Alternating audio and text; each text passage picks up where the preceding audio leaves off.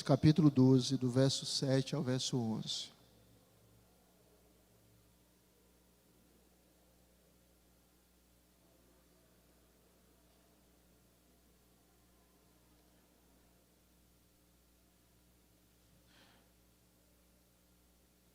A manifestação do Espírito é concedida a cada um visando a um fim proveitoso. Porque a um é dada, mediante o Espírito, a palavra da sabedoria, e a outro, segundo o mesmo Espírito, a palavra do conhecimento. A outro, no mesmo Espírito, a fé. E a outro, no mesmo Espírito, dons de curar. A outro, operações de milagres. A outro, profecia. A outro, discernimento de espíritos. A um, variedade de línguas, e a outro, capacidade para interpretá-las.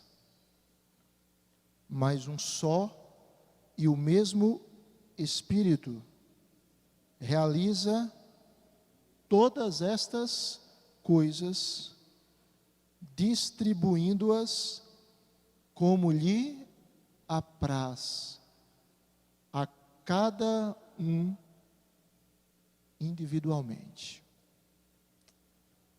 Vamos ter mais uma palavra de oração, irmãos?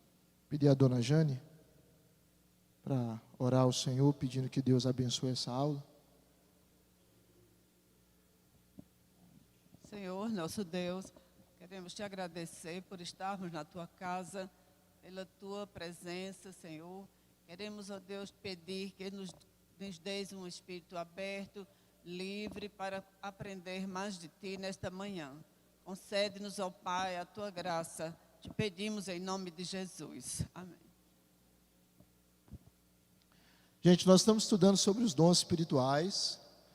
Você que não tem vindo aqui normalmente, nós estamos numa sequência aí, numa jornada abençoada de descrição de vários dons, e nós estamos indo na ordem alfabética.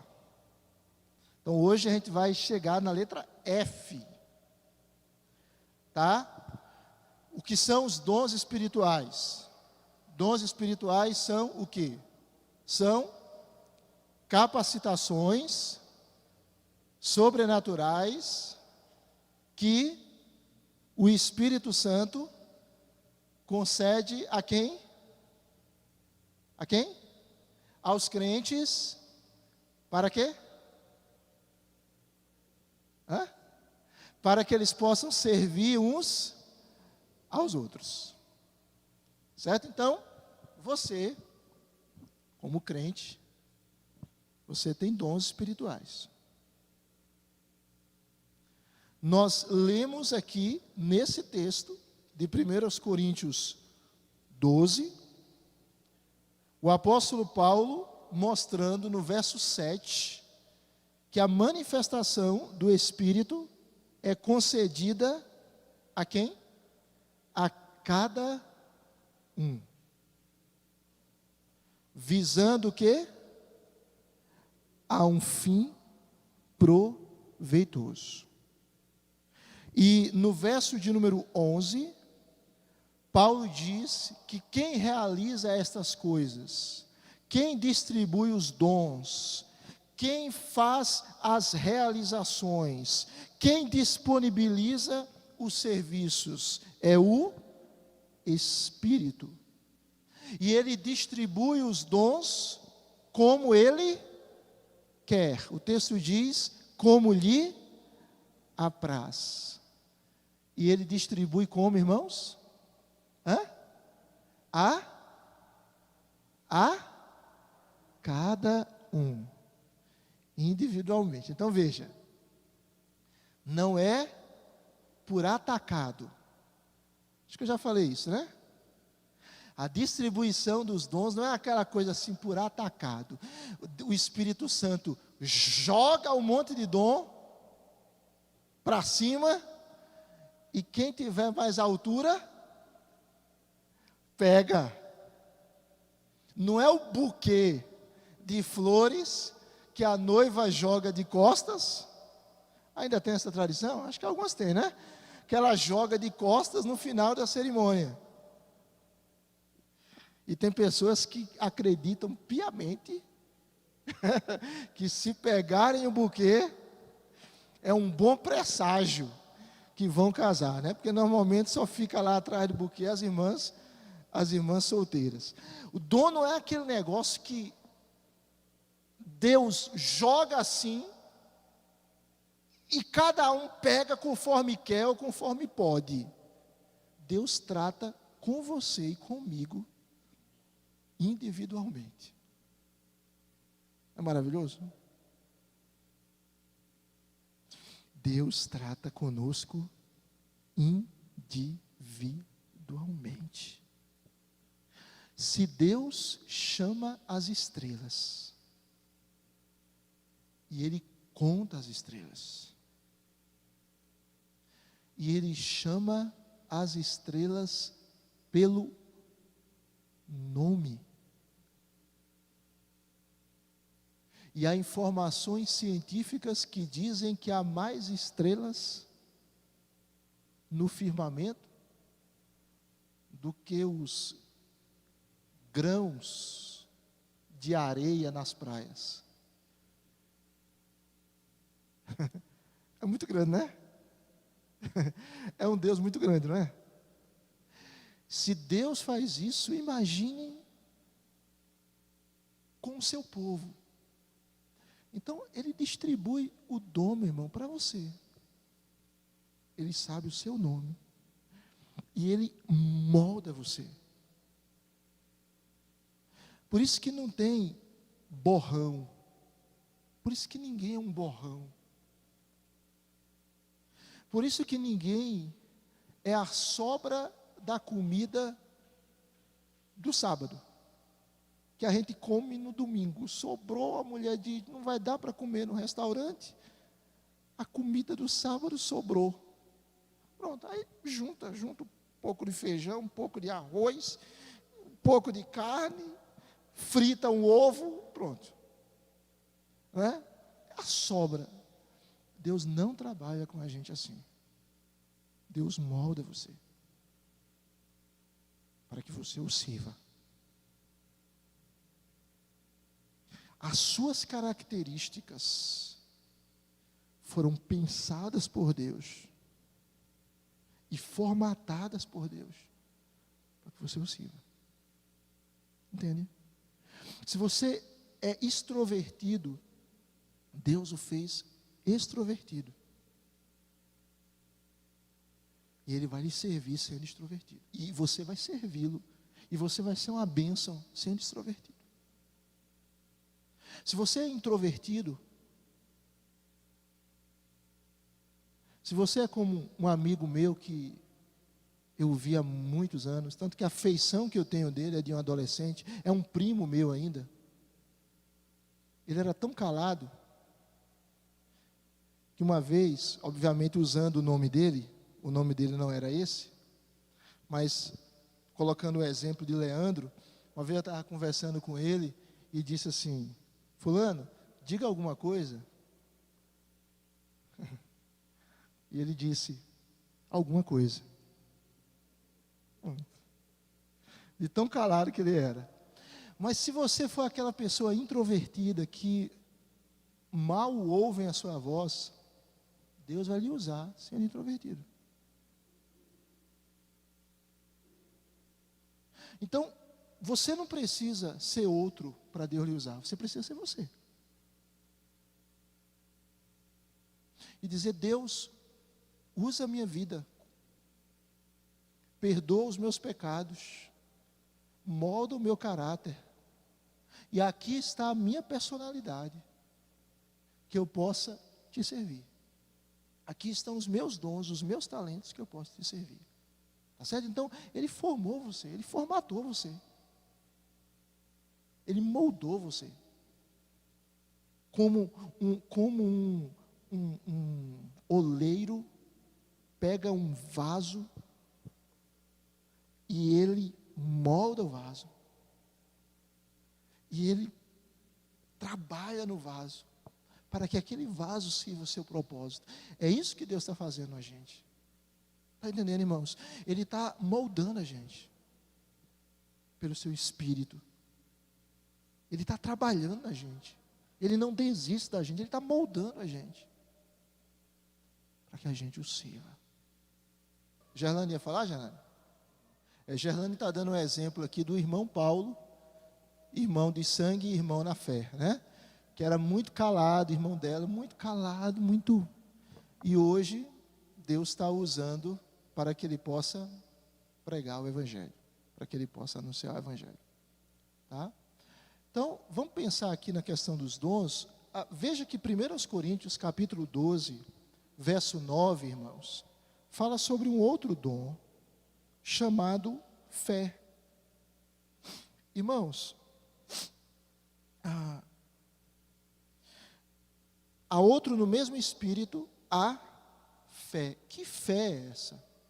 É importante que a gente entenda cada palavra no seu contexto. A palavra fé, ela pode ter vários sentidos. Por exemplo, Efésios 2:8. Isso aqui é uma aula, tá, irmãos? Se tiver dúvida, fale, pergunte, levante a mão, tá bom? Efésios 2:8. Porque pela graça sois salvos mediante a fé. O que significa fé ali? Fé ali significa confiança. Confiança em Cristo. Confiança plena em Cristo para a salvação. Ali é o significado de fé. Efésios 2:8. Tá?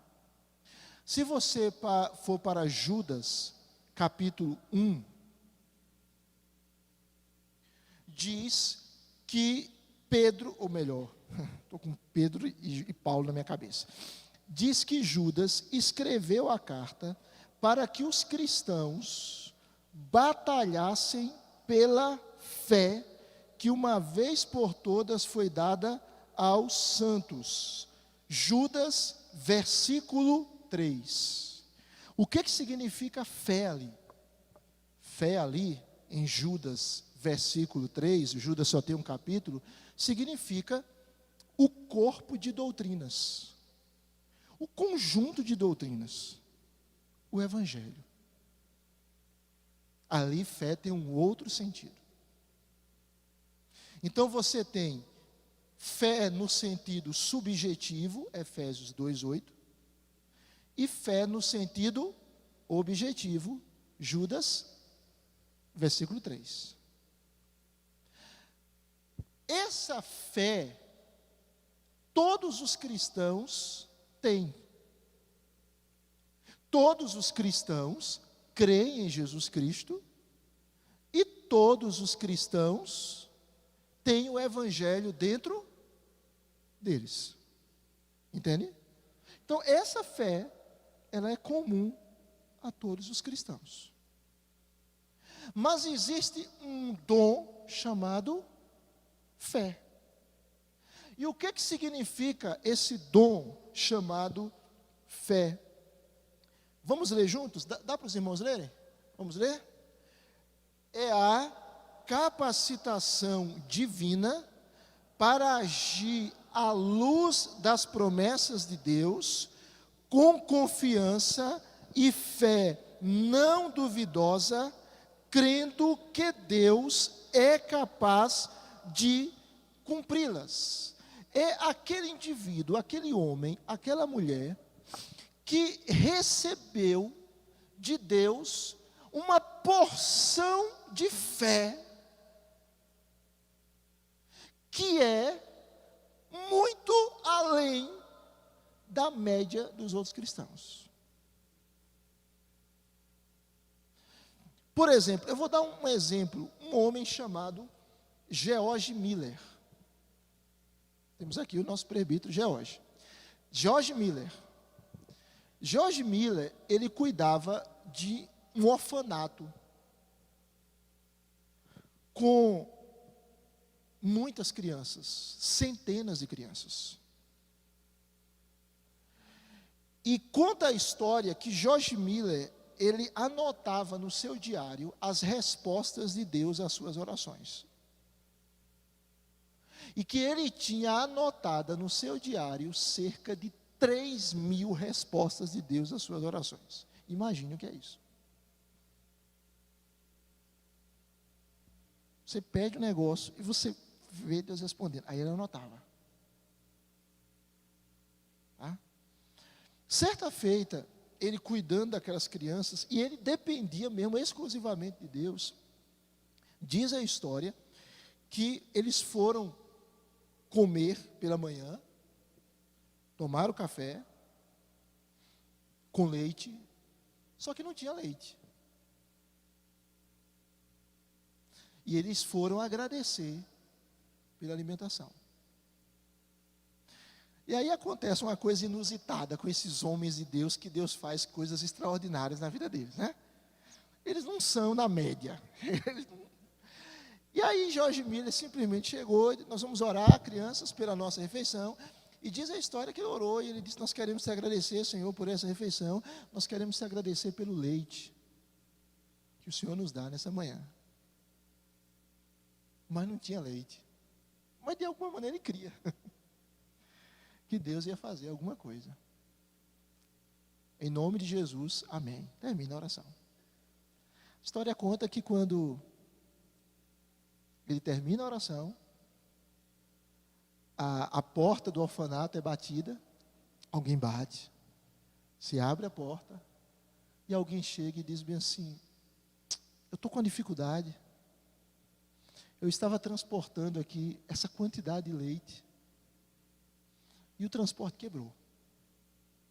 E leite é um produto perecível, né? Ele diz: o leite vai se perder. Vocês aceitam receber esse leite? Para que esse leite não se perca? Tome o leite. E ele alimentou com o leite todas as crianças. Para uma pessoa que não tem fé, ela vai dizer: isso é uma coincidência. Para a pessoa que tem fé, ele diz, como um servo do Senhor disse no passado: quando eu oro, as coincidências aumentam. Porque ele sabe que não é coincidência. Nós não acreditamos em coincidência, irmãos. Nós acreditamos em providência. Vou passar a palavra para o George. Nós não acreditamos em sorte, nem azar. Nós não acreditamos que passar debaixo da escada e ver um gato preto é um presságio de um dia de azar. Isso não é cristianismo, isso é superstição. E uma coisa que o crente não deve ser é supersticioso. Nós não acreditamos que se a gente bater na madeira 3 vezes, algo ruim que alguém disse para a gente não vai acontecer porque a gente bateu na madeira. Nós não acreditamos que sexta-feira 13 vai ser um dia terrível e a gente fica em casa. Nós não acreditamos que agosto é o mês do desgosto. Por quê? Porque nós somos crentes. Então nós acreditamos na providência de Deus. Então, o George Miller, ele tem essa fé. É aquela capacidade de assim, não tem possibilidade. Mas a pessoa crê. Ela não crê porque ela é um louco. Ela não crê porque ela é imprudente. Porque tem gente, né? Me lembro de um pastor que ele dizia, eu vou passar a palavra para ti, Jorge. Tem um pastor que ele dizia, né? Algumas pessoas diziam assim para ele: por que o senhor não compra isso? Você não tem fé, não? Aí ele dizia: eu tenho fé, só não tenho dinheiro. Então, não é imprudência. Não é aquela pessoa que faz aquelas coisas loucas sem orar. Mas aqui se trata daquela pessoa que, pela ação de Deus, ela consegue visualizar que algo vai dar certo. E vai acontecer. E quem colocou isso no coração dele foi Deus. E a coisa acontece. Acontece como uma confirmação que aquilo foi posto no coração dele por Deus. Então é isso, fé é isso. É agir à luz das promessas de Deus com confiança e fé não duvidosa, crendo que Deus é capaz de cumpri-las. Presbítero George. Todo mundo ouviu o que o presbítero George falou, né? Houve uma experiência do Miller com o pão, também, né, relacionada a uma provisão de Deus do pão, e aí ele está falando que os dons, eles são, entre aspas, aperfeiçoados, desenvolvidos por meio da oração. Irmãos, tudo na nossa vida espiritual é desenvolvido por meio da oração. Tá? Às vezes tem pessoas, por exemplo, que têm uma habilidade muito grande para fazer certas coisas, mas se elas não se capacitarem, se elas não treinarem, se elas não se aperfeiçoarem, aquilo não cresce. Então, Deus nos dá os dons, mas os dons são amadurecidos na nossa vida por meio da oração. À medida que a gente ora, a gente cresce no exercício dos dons, tá bom?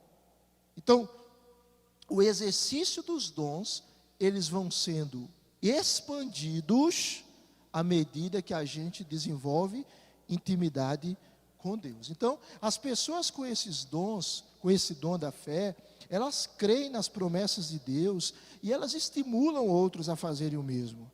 Elas agem com confiança total na capacidade de Deus vencer todas as barreiras. Elas confiam na vontade de Deus e nas suas promessas.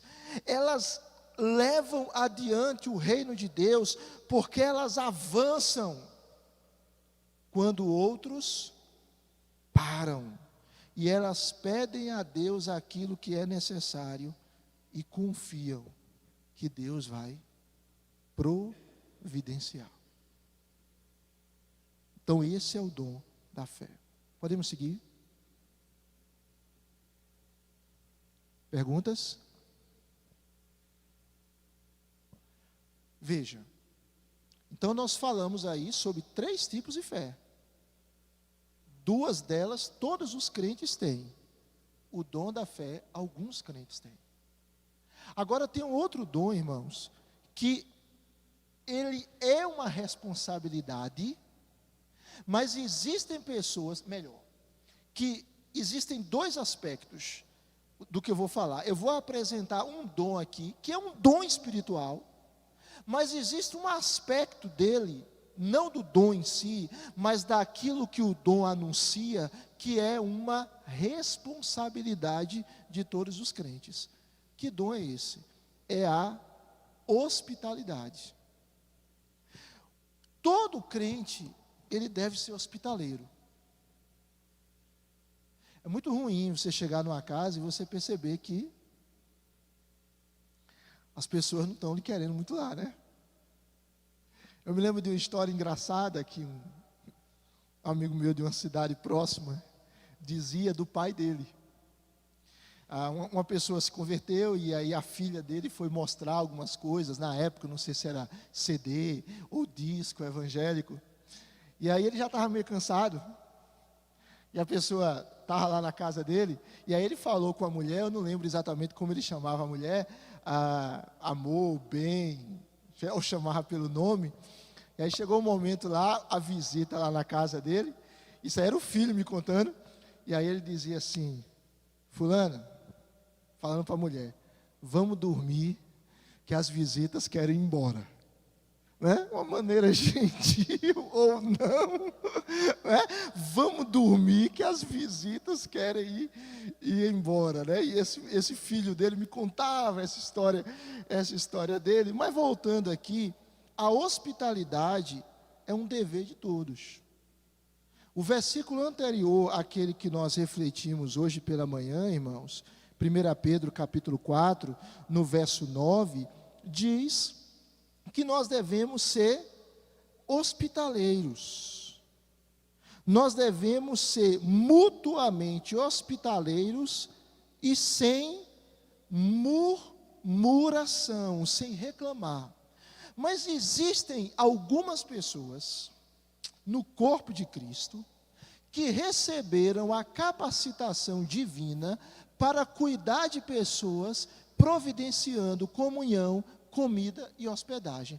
É aquele indivíduo que ele tem assim um prazer grande demais em hospedar. Ele gosta de receber pessoas na sua casa.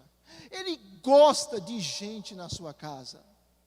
Talvez isso seja porque, além de obedecer o mandamento, que todos temos que ser hospitaleiros, talvez porque ele tenha recebido esse dom.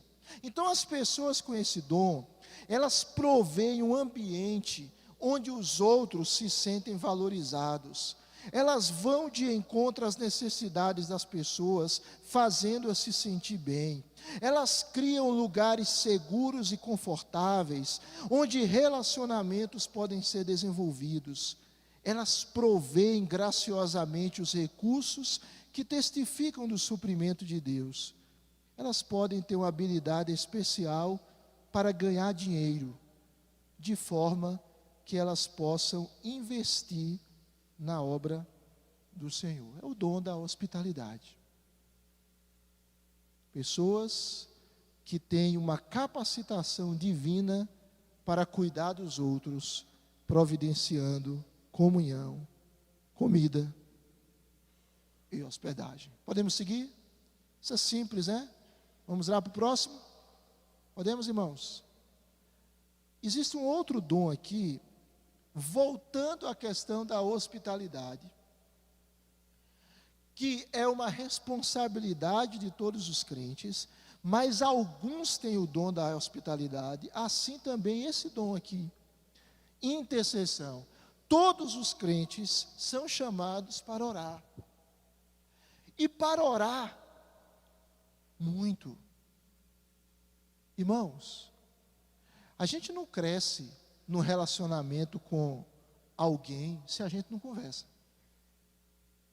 se a gente não troca experiência, se a gente não investe em fala e em audição. Eu falo e eu ouço. Assim também na nossa relação com Deus. A gente cresce na relação com Deus à medida que a gente fala com Ele. Mas o que é o dom da intercessão? Vamos ler juntos? É a capacitação divina para orar regularmente por outros, vendo resultados frequentes e específicos.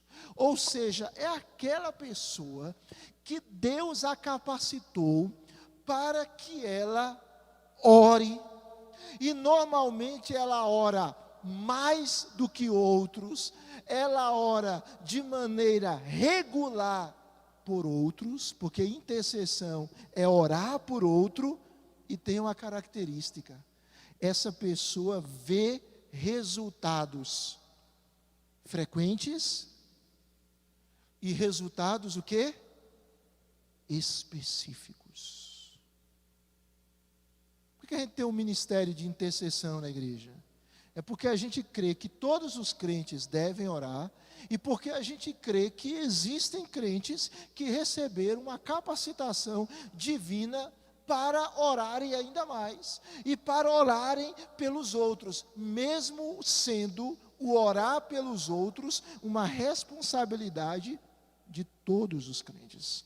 As pessoas com esse dom de intercessão, elas se sentem constrangidos a orar com seriedade por alguém ou por um assunto. Elas têm consciência da batalha espiritual diária e elas oram nesse sentido. Elas são convencidas de que Deus age em resposta à oração. Elas oram quando tocadas pelo Espírito, mesmo que não entendam. É aquele indivíduo que é tocado pelo Senhor e ora por alguém sem nem saber por quê. Me lembro de uma história antiga que eu ouvi de um missionário labieno, se eu não me engano. Ele trabalhava em um desses países na África, acho que Moçambique. e estava havendo um conflito bélico no momento. Não sei se era uma guerra civil ou um conflito. E ele, lá na África, ele disse: Senhor, levanta alguém no Brasil para orar por mim. Graças a Deus ele não morreu. Anos depois, ele se encontra com uma pessoa, e aquela pessoa diz: Pastor Labieno, tudo bem? Bem. Pastor, onde é que o senhor estava em tal dia, em tal hora? Por quê? Porque em tal dia e tal hora, o Espírito Santo me incomodou para orar pelo senhor. Eu não sabia o que estava acontecendo com o senhor. Eu não sabia. Exatamente naquele dia e naquela hora, pastor Labieno tinha pedido: Senhor, levanta alguém no Brasil para orar por mim. Você entende? Você entende que vida espiritual não é ilógica, mas vai muito além da nossa lógica? Vida espiritual não é irracional, mas é supra-racional, vai além da nossa razão. Então, as pessoas que têm o dom da intercessão, elas agem com autoridade e com poder, pela proteção de outros e pela capacitação para servir. Todos têm que interceder, mas existem algumas pessoas que têm um chamado específico para orarem ainda mais. E elas têm prazer nisso, e elas fazem isso bem. Perguntas? Dúvidas? Eu vou trabalhar aqui um dom.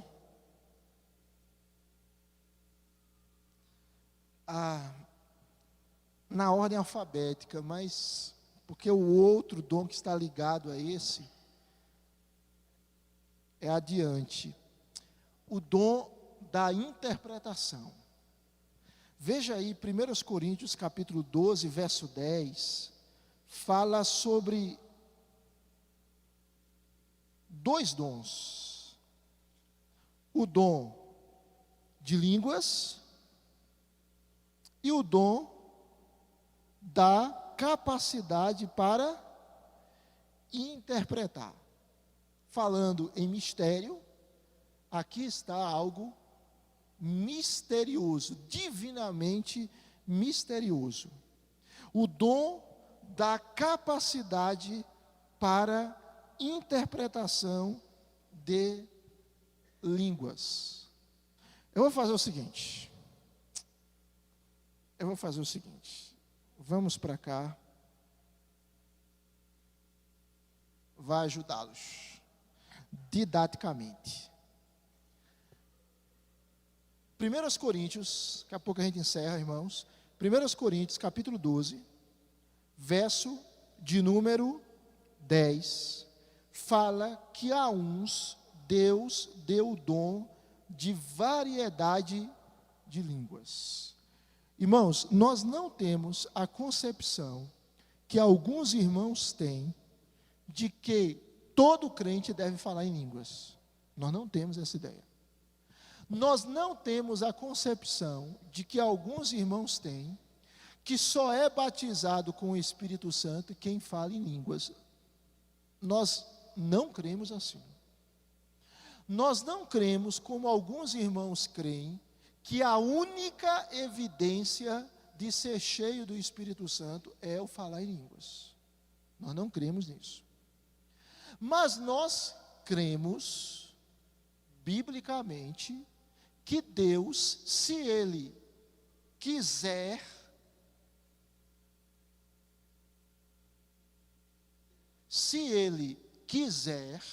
Ele pode conceder a alguns membros do corpo de Cristo o dom de línguas. Veja, o dom de línguas não é a capacidade para falar outros idiomas. Existem irmãos que têm essa capacidade. Olá, Melry, né? E outros. né? Gente que tem uma facilidade, e dizem os irmãos e pessoas que têm a capacidade de aprender outros idiomas, que quando você aprende um idioma, parece que o seu cérebro abre, e você tem facilidade para aprender outros idiomas. Aqui o Alexandre, né? Do You Speak English, né? Lá 6 meses nos Estados Unidos. Não é esse dom de línguas aqui, não é essa capacidade que algumas pessoas têm de falar em línguas. Tem um irmão aqui da igreja que ele tinha aula com uma determinada pessoa, e ele me dizia: pastor, ele sabe falar 40 idiomas. Ou aquelas pessoas que, como é que você descobriu? Aqui na igreja a gente tem gente assim, como é que você aprendeu? Não, eu aprendi a falar inglês jogando PlayStation. Não tem gente? Eu aprendi a falar inglês, tem outra que aprendeu a falar inglês ouvindo Hillsong. Aquele grupo e aquela igreja australiana, começou a ouvir Hillsong e aprendeu a falar inglês. Então tem gente que aprende assim, assistindo filme, série da Netflix, aprendeu a falar inglês. Existem pessoas que têm essa facilidade, mas o dom de línguas não é isso. Não é isso. O dom de línguas é a capacitação divina para falar, adorar ou orar em um idioma desconhecido ao orador. Essa é a questão. Ele pode falar, adorar ou orar em um idioma que ele não conhece. Pessoas com esse dom podem receber uma mensagem espontânea de Deus que é transmitida ao corpo pelo dom de interpretação. É um mistério, não é, irmãos? É um mistério.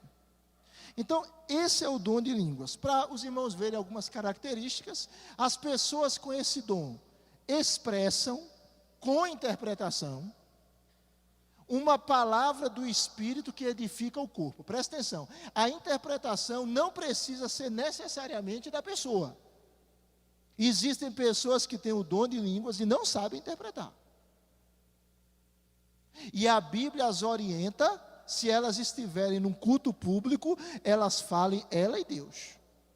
Porque se não há interpretação, a igreja não é edificada. Ok? Os irmãos estão entendendo o que eu estou falando? Eu estou falando grego, falar em línguas. Ou eu estou falando grego aqui, mas eu não tenho a mínima ideia do que o pastor está falando. Não tenho a mínima ideia do que ele está dizendo. Eu não sei nem mais onde eu estou diante dessa fala. Oi. Irmãos, a gente já vai terminar, tá certo? Tenham paciência, vocês vão sobreviver a mim nessa manhã, tá bom? Deixa a gente fechar isso aqui, tá? A pergunta de Jucineide é: se o dom de línguas, uma pessoa tem um dom de línguas, é um dom que foi concedido pelo Espírito Santo, sempre vai haver alguém para interpretar o que ela está falando? Não. Não. Muitas e muitas vezes não tem. Ela edifica a ela mesma. Ela só edifica, a Jucineide está perguntando, e a manifestação edifica a ela mesma? Edifica a pessoa que fala. Só ela. Só edifica a igreja se houver interpretação. Como o culto ele deve ser inteligível? Inteligível. Como é que foi o culto? Foi uma bênção. Não entendi nada, mas foi uma bênção. Não entendi nada, mas foi uma bênção. O culto tem que ser inteligível. Claro que existem elementos misteriosos na ação de Deus. Mas veja, a pessoa que fala em línguas, ela biblicamente, ela deve falar de maneira audível só se houver intérprete. Como é que ela sabe que é intérprete? Aí é um mistério de Deus que Deus vai conduzir. Se não, ela fala, ela e Deus. Justineide está falando, alguns cultos, o pastor estava pregando e várias pessoas estavam falando em línguas. A orientação bíblica é: fale em línguas quando há interpretação. Se não há interpretação, fale você e Deus.